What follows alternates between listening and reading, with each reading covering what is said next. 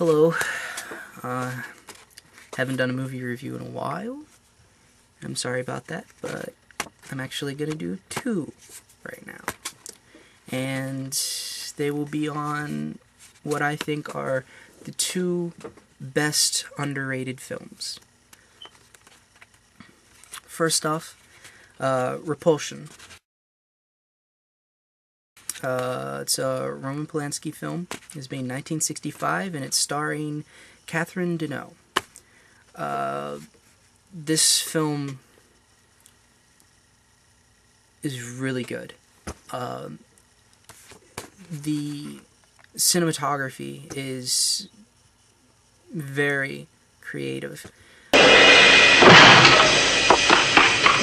There are parts that are very reminiscent of Hitchcock, but it holds its own as its own entity. It's not a blatant knockoff of Hitchcock. It's creative enough. There are parts of it that kind of remind me of with the weird camera work. There are parts of it that kind of remind me of the cleverness of Evil Dead, and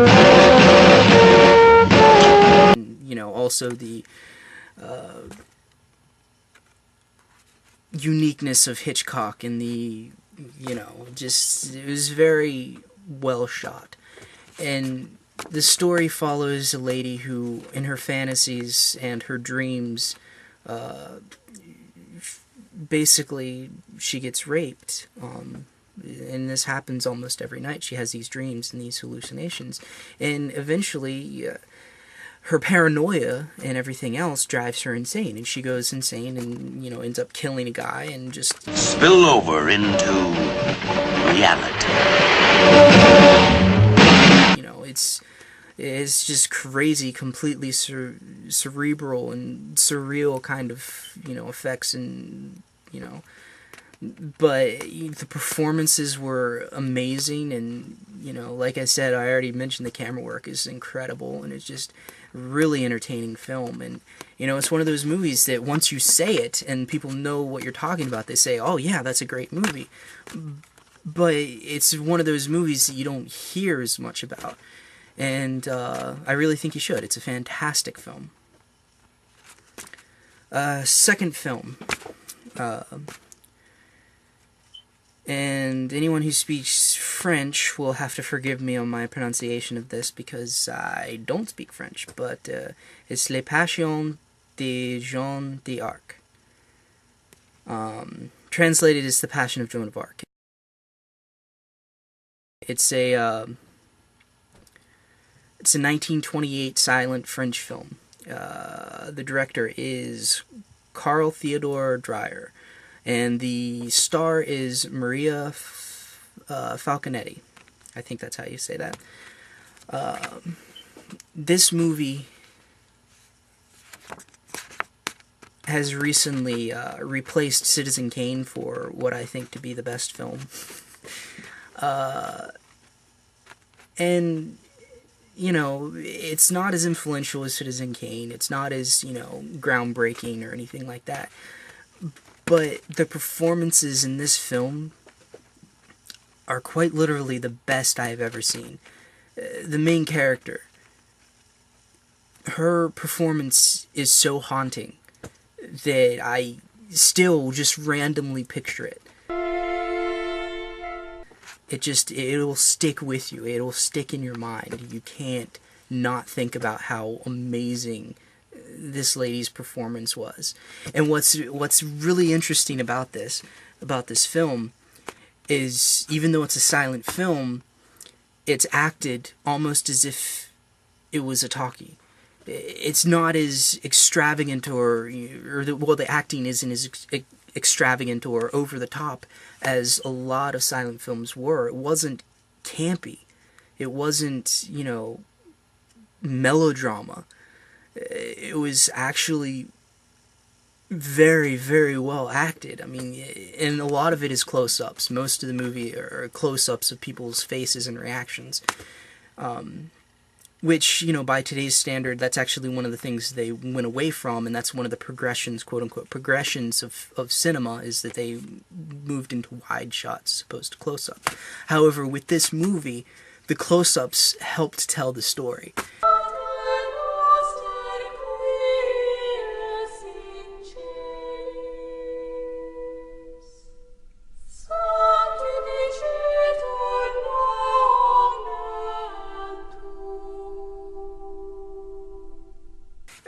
This movie couldn't have been done without the close-ups that they had in it. It was perfect, and you know, the cinematography, the angles of the close-ups, and you know, the lighting and everything, it was superb and perfect.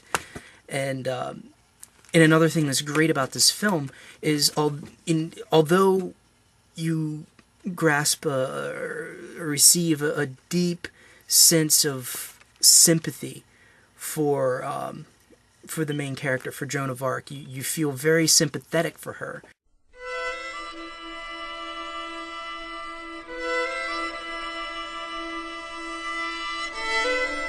The movie at no time says or suggests whether or not she's crazy or a saint. It leaves it at her trial. It's her trial, and she's the focus of it. And, you know, the religious officials are, you know, kind of conniving and trick her and do all this other stuff, which, you know, creates the sympathy, but it never says whether or not she's crazy or a saint. It never suggests that. It never, you know, it never makes that assertion. You know, it doesn't assume too much of itself. It leaves it at the actions of the trial. It leaves it at that. And just the emotion that is portrayed on Joan of Arc's face is just it's so amazing.